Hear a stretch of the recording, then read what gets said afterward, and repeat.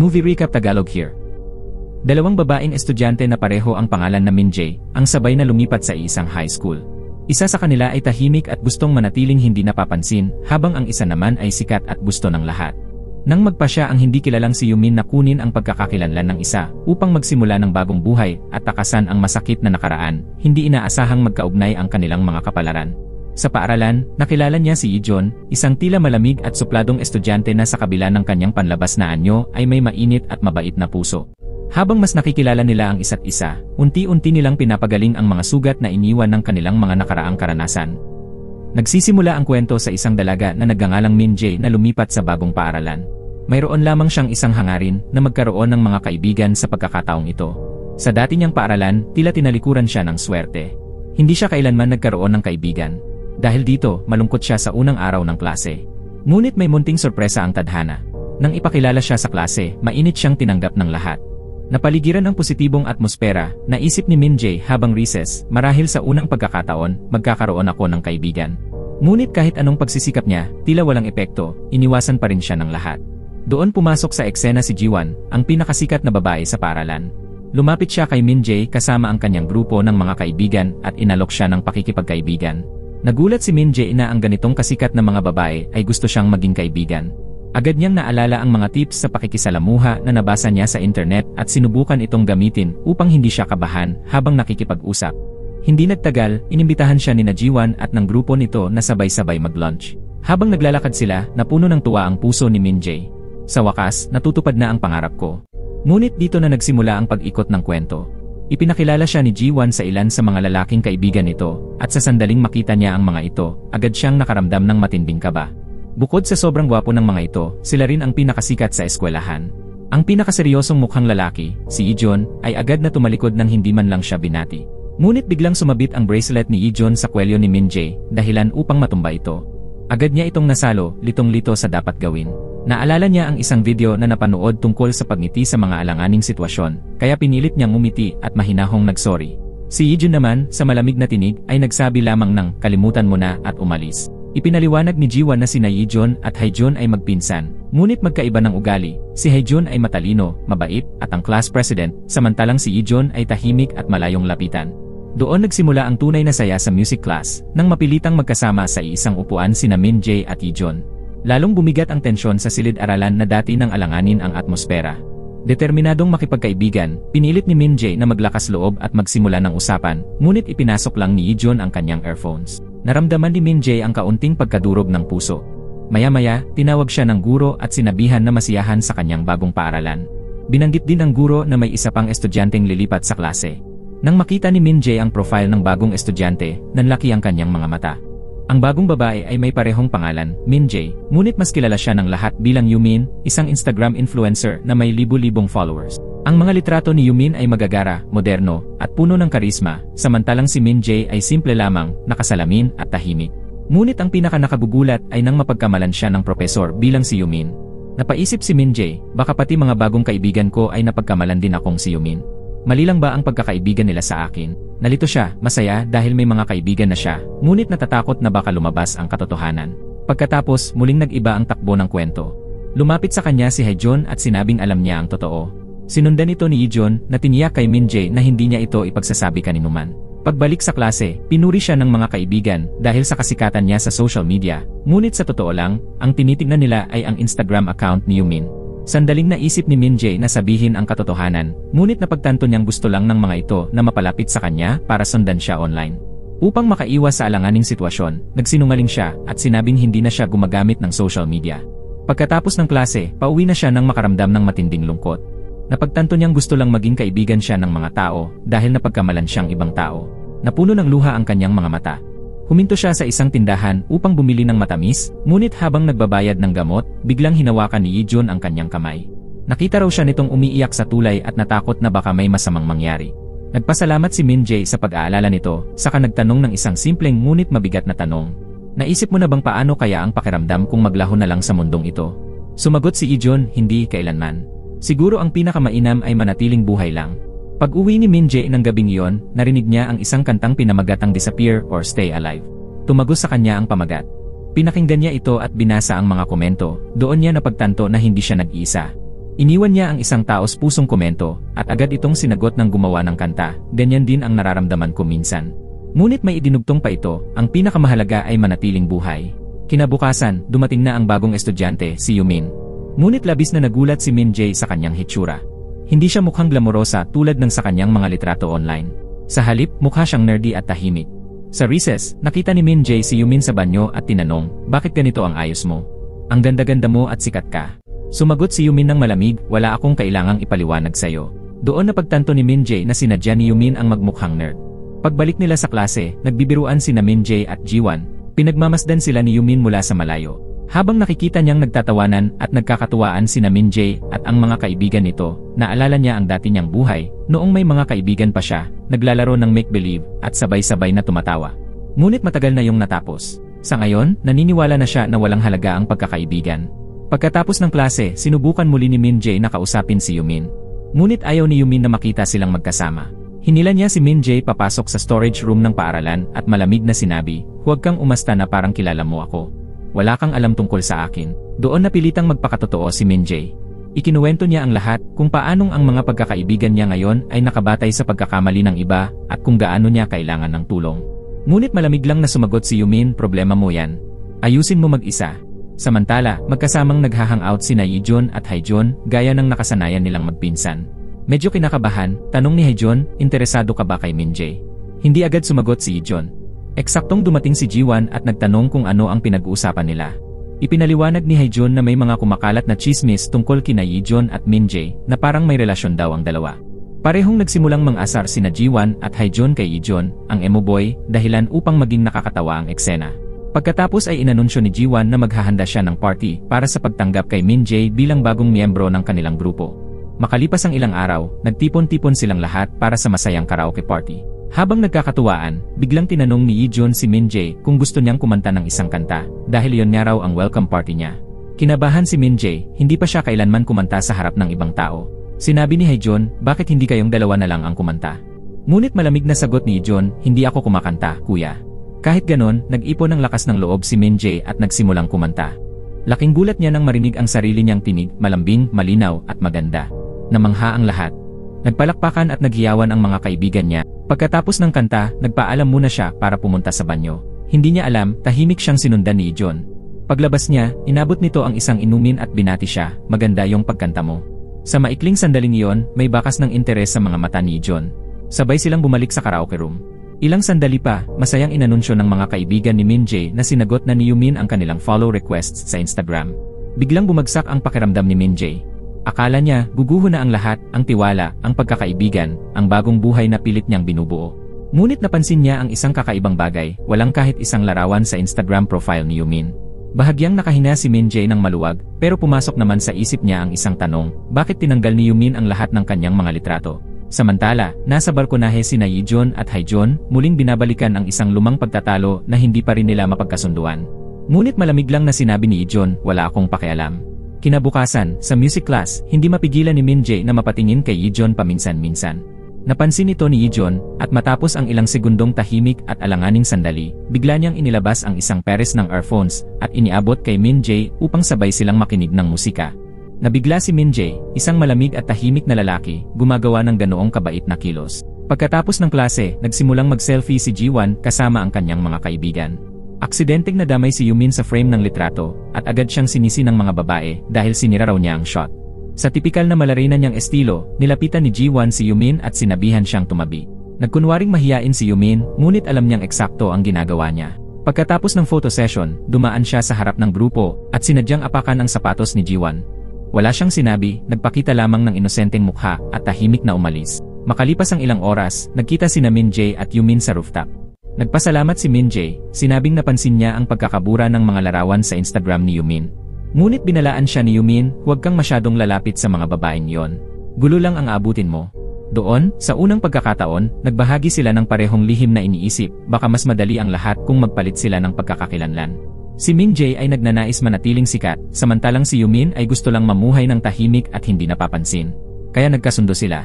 Turuan ni Yumin si Min Jae kung paano maging popular, at tuturuan naman ni Min Jae si Yumin kung paano maging isang perpektong nerd. Kinabukasan, habang nakikipagkwentuhan si Min-jae sa kanyang mga kaibigan, biglang nagtanong si Ji-won kung bakit daw siya umalis sa idol agency. Kumalat kasi ang chismis na dating trainee si Min-jae. Tuluyang nataranta si Min-jae. Ngunit napansin niya sa di kalayuan si Yumin, ang tunay na trainee, kaya mabilis siyang nagbigay ng senyas na manahimik. Agad natigil ang usapan. Ilang araw ang lumipas, habang namimili at nag-ensayo ng kanyang bagong imahe bilang isang perpektong popular girl, hindi inaasahang nagkita sina Min-jae at Yi-jeon. Nagkatinginan sila, at matapos ang maikling sandali ng pag-aalinlangan, nagbatian sila. Sa sandaling iyon, unti-unting lumalim ang tahimik na interes ni Yi-jeon, kahit pa nagkukunwari pa rin siyang mailap. Kinabukasan, sa PE class, nagtipon-tipon muli ang buong grupo. Napansin ni Ji-won ang sapatos ni Min-jae at agad niyang namukhaan na peke ito. Mabilis kumalat ang chismis, ang fashion icon na si Min-jae, peke pala ang suot na sapatos. Lahat ay nagulat at nagsimulang mag-ingay. Ngunit agad na tumulong si Yi-jeon, sinabing pareho rin daw ang brand ng suot niyang sapatos. Pagkatapos, pabirong tanong ng isa nilang kaibigan, ganon ba? Ibig sabihin, kayo na. Sa isang iglap, napunta ang atensyon ng lahat sa tukso at tawanan, at nakalimutan na ang tungkol sa peking sapatos. Pagkaraan, sa storage room ng paaralan, nag-uusap sina Min-jae at Yumin nang bigla nilang marinig ang mga yabag ng papalapit na tao. Mabilis na nagtago si Min-jae. Pumasok ang taong iyon, si Hae-jeon pala. Napangiti ito nang mapagtantong may tinatago silang sikreto, at sabi niya nang may biro, gusto ko ring sumali sa secret group na to. At mula roon, hindi inaasahang nabuo ang tahimik na alyansa nilang tatlo. Ibinahagi ni Hae-jeon ang pinakabagong balita, may usap-usapan na raw sa school forum tungkol sa peking sapatos ni Min-jae. Simula noon, tuwing naglalakad si Min-jae sa mga pasilyo ng paaralan, ramdam niya ang mga matang nakatitig at ang mga bulong-bulungan sa paligid. Pagbalik niya sa klase, lumapit si Ji-won at humingi ng paumanhin tungkol sa sinabi nito noong PE class. Sa pagpapakita ng kababaang loob at pagiging mahinahon, umiti si Min-jae at sinabing ayos lang iyon, hindi siya galit. Gayunman, nang marinig niya ang mga masasamang komento tungkol kay Yumin, ang taong palaging mabait sa kanila, nakaramdam si Min-jae ng matinding pagkakasala. Kinabukasan, tinawag ni Yumin si Min-jae upang makilala siya ng mas mabuti. Mula noon, lalo pang lumalim ang pagkakaibigan nilang dalawa. Isang hapon, magkasama silang umupo sa isang cafe. Unang beses ni Min-jae na lumabas kasama ang isang kaibigan, at halatang halata ang saya sa kanyang mukha. Tinanong siya ni Yumin kung dati na ba siyang nakapasok sa cafe. Nahihiyang umamin si Min-jae na hindi pa, kahit nasikat siya sa paaralan. Nang marinig iyon, agad kumuha si Yumin ng cute na litrato nila at masayang sinabi, gawin nating profile picture to. Samantala, nang makita ni Yi-jeon ang bagong profile picture ni Min-jae, nakaramdam siya ng kakaibang pagnanais na kausapin ito. Ngunit bago pa siya makalapit, biglang dumating si Hae-jeon at nahuli siya sa akto. Napansin ni Hae-jeon ang pagtatago ni Yi-jeon ng isang bagay, at nang hawakan niya ang kamay ng pinsan, unti-unti niyang natuklasan ang totoo, ang taong nasa likod ng mga anonymous posts sa school forum ay nagsisimula ng mabunyag. Kinabukasan, habang nag-uusap-usap ang mga babae, napunta ang usapan sa kung sino raw ang may gusto kanino. May nagsabi na naging malapit na si Min-jae sa magpinsang sina Yi-jeon at Hae-jeon. Naging alanganin ang lahat dahil kilala si Yi-jeon na malamig at mahirap lapitan. Doon na-realize ni Min-jae na ganoon pala talaga si Yi-jeon, hindi lang sa kanya, kundi sa lahat. Gayunpaman, nanatili sa kanyang puso ang isang tanong, magiging malapit pa kaya ako sa kanya? Makalipas ang ilang araw, nasaksihan ni Min-jae kung paano sinermunan ng propesor si Yi-jeon dahil nakasuot ito ng damit na parang pang-college imbes na uniforme. Nang magkasarilinan sila, mahinahong iminungkahi ni Min-jae, subukan mo kaya minsan isuot ang school uniform. Baka mas bumagay sa'yo. Pagkalipas ng ilang araw, sumilip siya sa silid-aralan at halos mapanganga. Nandoon si Yi-jeon, naka-full uniform at napakagwapo nitong tingnan. Naalala ni Min-jae ang sinabi ni Yi-jeon noon na ang damit ay kayang baguhin ang aura ng isang tao. Napuno ng tahimik na ligaya ang puso niya. Sa recess, lumapit si Yi-jeon at humiram ng Korean notes ni Min-jae. Masaya niya itong ipinahiram at bilang pasasalamat, hindi lang para sa notes kundi pati sa payo tungkol sa uniforme, binigyan siya ni Yi-jeon ng paborito nitong music CD. Pagkatapos ng PE class, bumalik si Min-jae sa silid suot ang t-shirt na binili nila ni Yumin. Ngunit pagtuntong pa lang niya sa loob, agad na nagtawanan sina Ji-won at ang grupo niya. Anong klaseng t-shirt yan? Sino ba nagsusuot ng ganyang damit? Namula si Min-jae sa hiya. Ngunit biglang sumingit si Hae-jeon at buong tapang na sinabi, mukha kang diyosa. At para malaman nyo, mahal yung t-shirt na yan. Habang sinasabi iyon, tumingin siya diretsyo kay Yumin. Doon ipinakita sa isang flashback ang dahilan, minsang tinanong ni Hae-jeon si Yumin kung bakit niya tinutulungan si Min-jae. Taos pusong sagot ni Yumin dahil itinuring ko na siyang tunay na kaibigan at gusto ko siyang protektahan. Tahimik na naging emosyonal ang eksena habang sina Ji-won at ang kanyang mga kaibigan ay nanonood mula sa malayo, puno ng inggit at selos. Kinabukasan, nagdala si Min-jae ng munting regalo para kay Yi-jeon bilang pasasalamat sa binigay nitong CD, isang tiket sa sinehan pero iisa lang. Nalito si Yijeon at tinanong, mag-isa ka bang manonood? Nahihiyang tumango si Min-jae, ngunit agad siyang sinagot ni Yijeon, hindi, mas maganda kung sabay na lang tayo pagkatapos ng klase. At doon nagsimula ang kanilang unang opisyal na outing. Habang naglalakad si Min-jae sa pasilyo, hinarang siya ni Ji-won at sinabing, tara, puntahan natin yung store kung saan mo binili yung t-shirt mo. Pero diretsong sagot ni Min-jae, hindi ako pwede. May lakad ako kay Yijeon. Pagkarinig nito, mabilis na kumilos ang isip ni Ji-won. Si Yijeon, gusto ba niya si Min-jae? Ngunit sa labas, kalmado niyang sinabi, sige, tutulungan na lang kita. Kinabukasan, nakatanggap si Min-jae ng mensahe mula kay Ji-won, kailangan kitang makausap tungkol sa isang mahalagang bagay. Samantala, papasok sa paaralan sina Yijeon at Haejeon. Napansin ni Haejeon na parang may kakaibang saya sa pinsan niya. Masaya ka ba? Tanong niya. Walang pagbabago sa tono ni Yijeon nang sumagot ito, pareho lang ako tulad ng dati. Pero alam ni Haejeon may tinatago ito. Sa kabilang banda, nagkita na rin sina Min-jae at Ji-won. Kapansin-pansin ang pagiging inosente ni Ji-won sa pakikipag-usap. Dinala niya ang usapan sa pagitan ng pag-ibig at pagkakaibigan, bago biglang tanungin, gusto mo ba si Yijeon? Kasi tingnan mo, inimbita ka niya sa date. Nagulat si Min-jae, ngunit matapos pag-isipan, sagot niya, hindi ko siya gusto. Nagsisinungaling man, ginawa niya ito dahil naramdaman niyang baka gusto rin ni Ji-won si Yijeon at ayaw niyang masira ang kanilang pagkakaibigan. Ngunit hindi pa doon tumigil si Ji-won. Agad niyang idinagdag, ako rin, hindi ko naman gusto si Yijeon. Mahilig lang talaga siyang mag-imbita ng mga babae. Lalong naguluhan si Min-jae. Seryoso ba si Yijeon sa kanya o talagang ganyan lang siya sa lahat? Sa gitna ng pag-aalangan, ibinigay ni Min-jae ang movie ticket kay Ji-won, siya na lang daw ang sumama kay Yijeon. Dumating ang oras ng date. Dumating si Ji-won nang nakaayos ng perpekto, punong-puno ng kumpiyansa. Ngunit laking gulat ni Yijeon nang makita siya imbes na si Min-jae. Bagaman nabigla, pinilit niyang huwag ipakita at itinuloy pa rin ang date. Samantala, nagkita sina Min-jae at Yumin sa parke. Ikinuwento ni Min-jae ang lahat. Galit na galit si Yumin nang malaman ang panlilinlang ni Ji-won at ang pag-agaw nito sa pagkakataon ni Min-jae. Walang pag-aatubili, tinawagan ni Yumin si Yijeon. Sa loob ng sinehan, hindi maitago ni Yijeon ang pagtataka kung bakit si Ji-won ang kasama niya. Pero nang mapansin niya si Min-jae na dumarating kasama si Haejeon, unti-unting sumiklab ang selos sa kanyang dibdib. Ramdam ang tensyon sa pagitan nila. Bago magsimula ang pelikula, pumunta muna ang grupo sa shooting game room.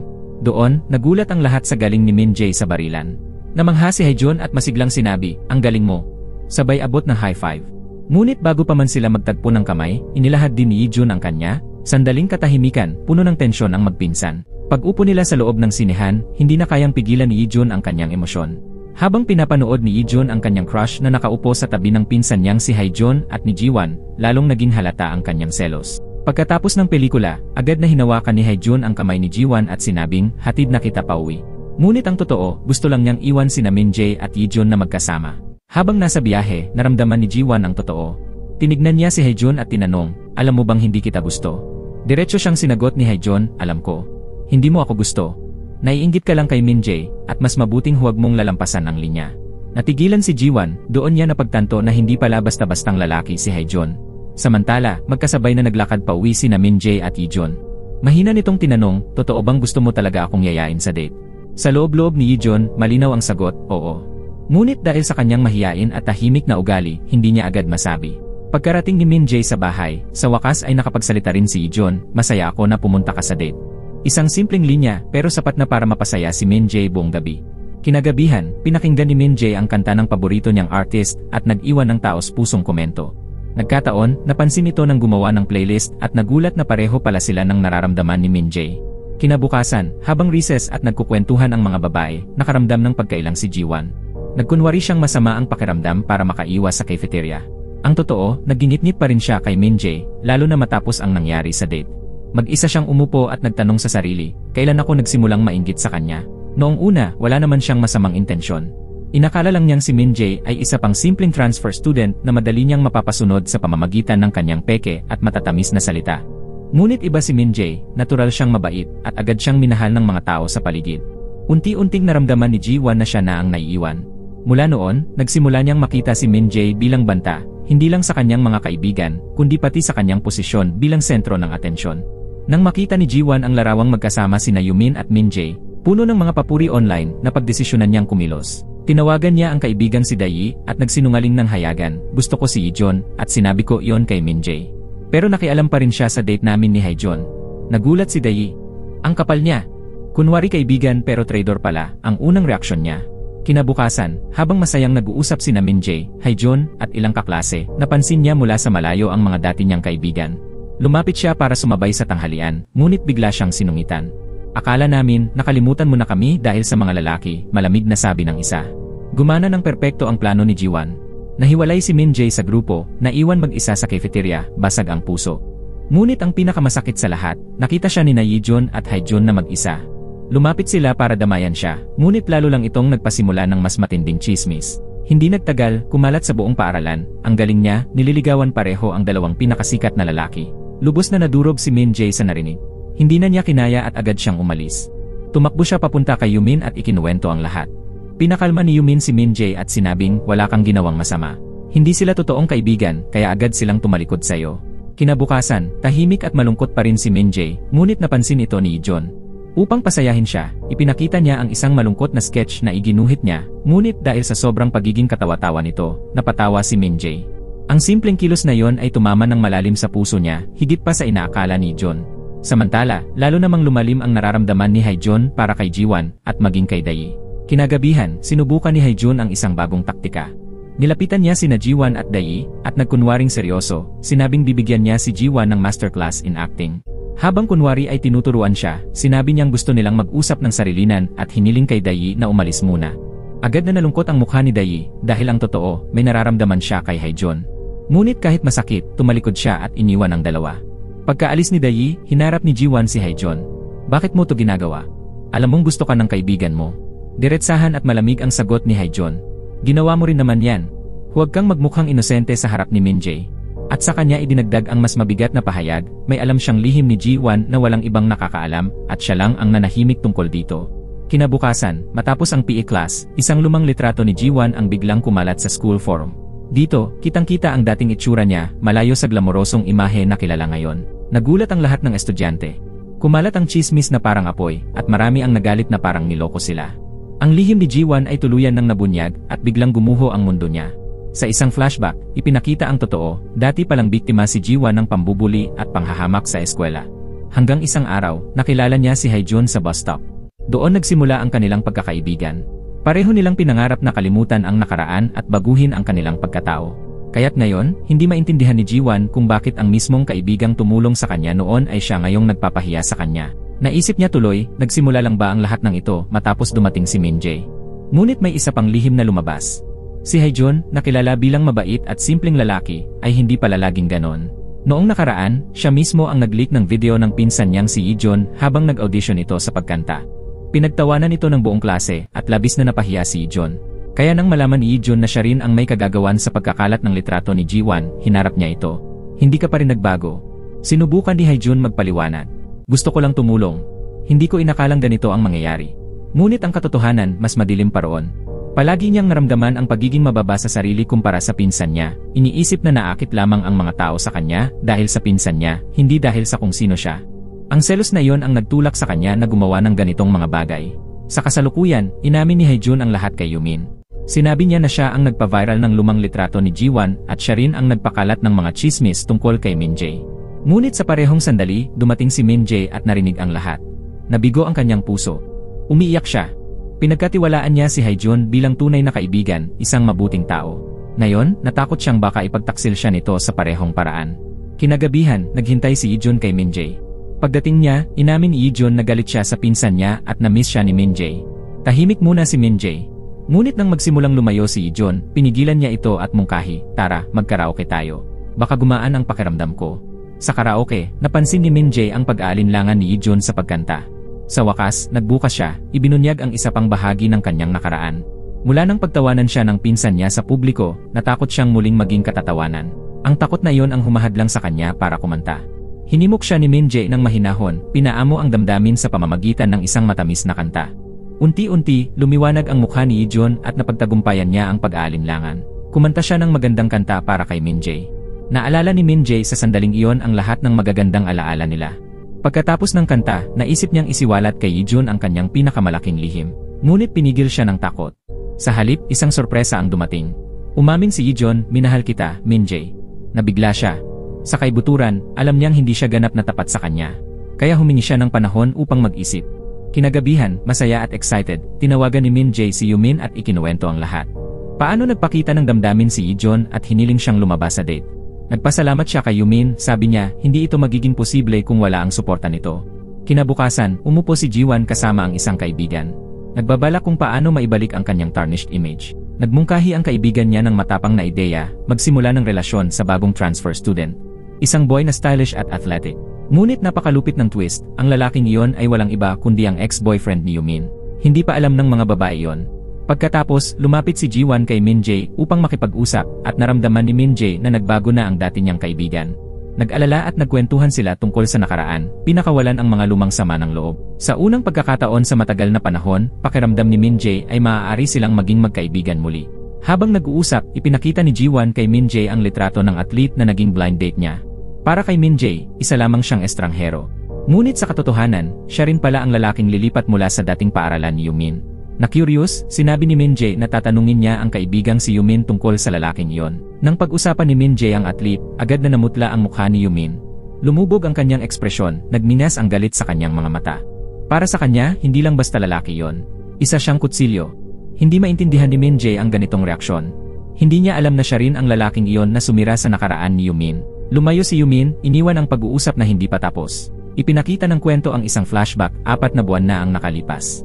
Kasama ni Yumin sa isang relasyon ang athlete na yon. Ngunit isang araw, nang tanggihan niya ang mga advances nito, sinubukan siyang atakihin. Pinagkalooban ng tapang ang sarili, hinarap niya ito sa paaralan. Ngunit dahil sa pagiging promising athlete ng lalaki, tumanggi ang paaralan na gumawa ng aksyon nang walang sapat na ebidensya.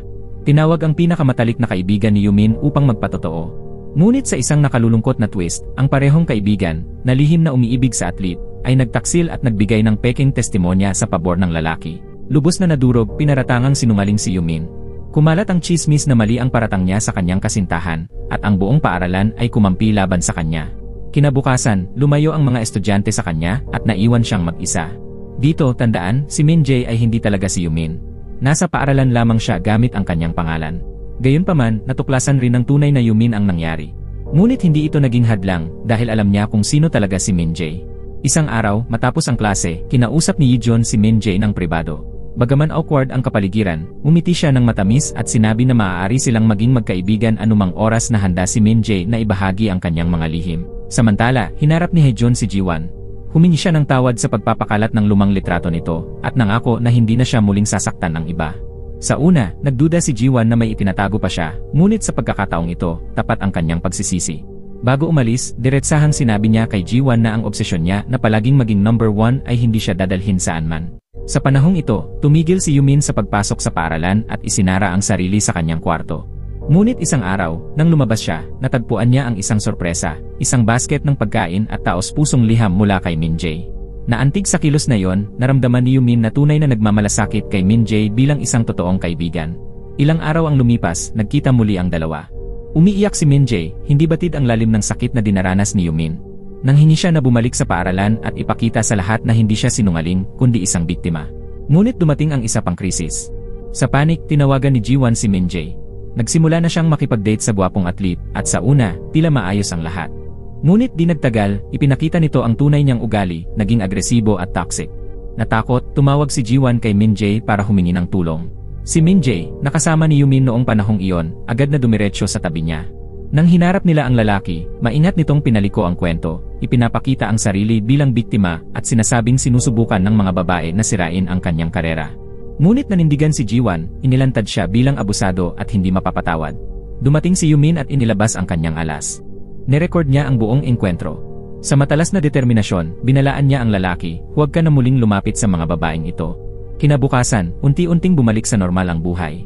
Nabawi ni Yumin ang kanyang kumpiyansa.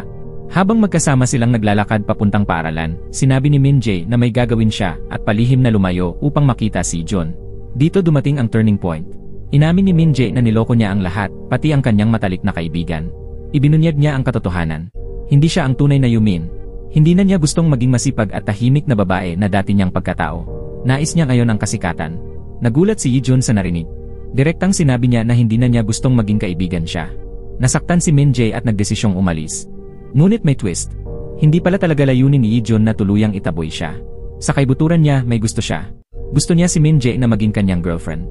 Para kay Min Jae, isang matamis at mapait na revelasyon ito. Ngunit hindi pa tapos ang kanyang paglalakbay. Pagbalik sa klase, tumayo siya sa harap ng lahat at isinapubliko ang katotohanan. Buong determinasyon, sinabi niya, kung sino man ang magtatangkang manggulo kay Ijon, ako muna ang haharap sa kanila. Ang matapang na pahayag na ito ay nag-alis ng mabigat na pasanin sa kanyang balikat at nagbigay sa kanya ng hindi inaasahang ginhawa. Nais niyang bumalik sa normal na buhay sa paaralan, kaya gumawa siya ng isa pang malaking desisyon. Tinanggal niya lahat ng social media accounts niya kahit pa mawalan siya ng daan-daang followers. Lumipas ang panahon. Bagaman sa simula ay namulaklak ang relasyon ni Min Jae at Ijon, unti-unti rin itong nagkaroon ng puwang at nasira. Naranasan nila ang masakit na pagkabigo. Ngunit dumating ang panibagong simula. Dito natuklasan ni Min Jae ang isang pagbabago sa buhay niya. Ang playlist na araw-araw niyang pinapakinggan, ang nagbibigay ginhawa sa kanya sa mga hirap ng buhay, ay pag-aari pala ni Ijon. At dito nagtatapos ang pelikula. Maraming salamat sa panonood. Hanggang sa muli, paalam.